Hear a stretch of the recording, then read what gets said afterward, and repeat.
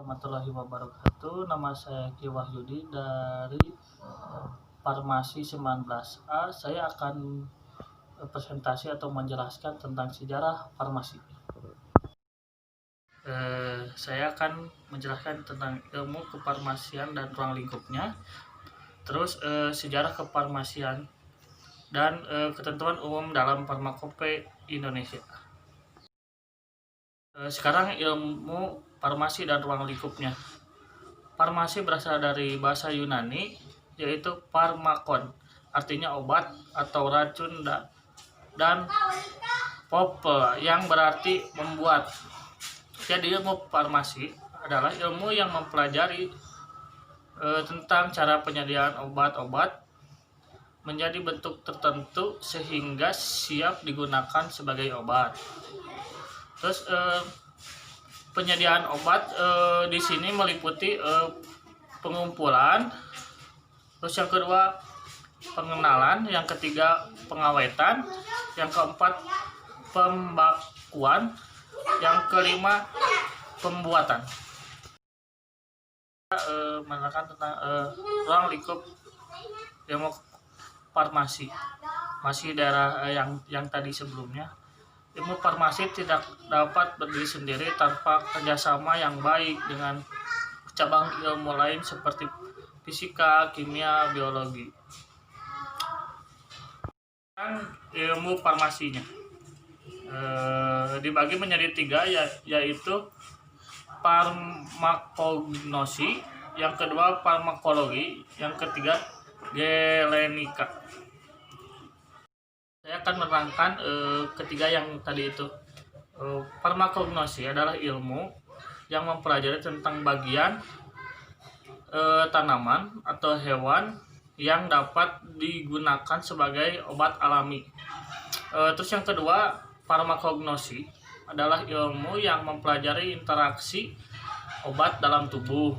Yang ketiga itu galenika, adalah ilmu yang mempelajari tentang sediaan atau preparat dengan cara sederhana. Akan menjelaskan tentang sejarah farmasi. Sekarang saya menjelaskan tentang sejarah kefarmasian. Ilmu farmasi telah ada sejak timbulnya penyakit. Dengan adanya manusia di dunia ini, mulai timbul peradaban dan mulai terjadinya penyebaran penyakit yang dilanjutkan dengan usaha masyarakat untuk melakukan usaha pencegahan terhadap penyakit. Ilmuwan yang berjasa dalam bidang farmasi dan kedokteran itu ada beberapa.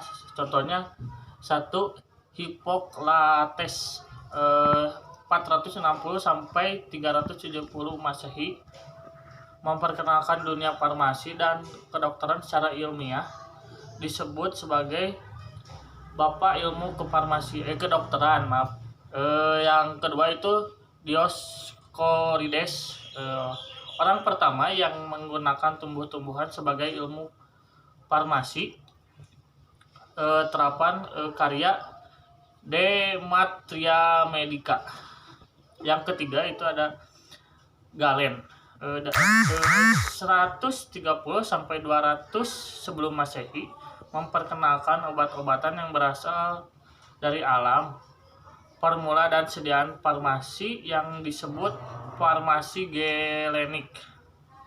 Yang keempat itu Philippus Aurelius Theophrastus Bombastus van Hohenheim 1493 sampai 1541 sebelum Masehi, disebut Paracelsus, mempengaruhi perubahan farmasi, menyiapkan bahan obat sintetis spesifik dan memperkenalkan zat kimia sebagai obat internal.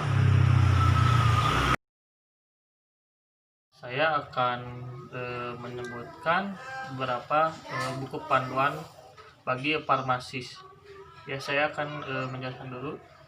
Setiap negara memiliki buku farmakope yang memuat persyaratan kemurnian, sifat kimia dan fisika, cara pemeriksaan, serta beberapa ketentuan lain yang berhubungan dengan obat-obatan. Buku panduan ini salah satunya adalah Farmakope Indonesia yang dimiliki oleh Indonesia. Yang kedua, United States Pharmacope yang dimiliki oleh Amerika. Terus British Pharmacope atau dimiliki oleh Inggris. Terus ada Netherlands Pharmacope dimiliki oleh Belanda. Yang terus satu lagi Pharmacope internasional milik WHO. Di Indonesia, sebelum mempunyai farmakope, yang berlaku adalah farmakope Belanda.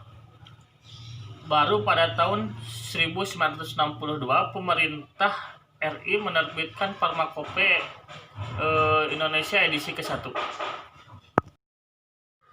Peran farmasis dalam kefarmasian itu satu, memenuhi kebutuhan obat-obatan yang aman dan bermutu. Yang kedua, pengaturan dan pengawasan distribusi obat-obatan yang beredar di masyarakat. Yang ketiga, meningkatkan peranan dalam bidang penyelidikan dan pengembangan obat-obatan. Buku farmasi yang dikeluarkan oleh Depkes, salah satunya itu Farmakope Indonesia edisi 1 jilid 1 terbit 20 Mei tahun 1962. Yang kedua itu Formularium Indonesia atau FOI terbit 20 Mei 1966.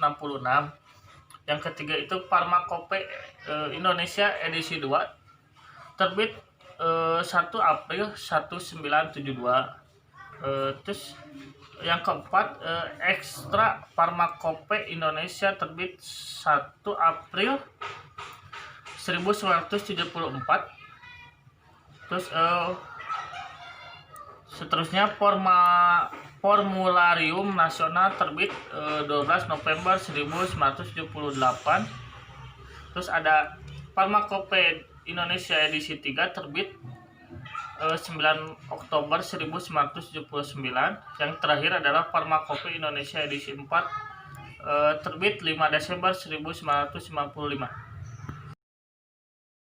Kesimpulannya adalah ilmu kefarmasian adalah ilmu dasar yang dimiliki oleh seorang farmasis.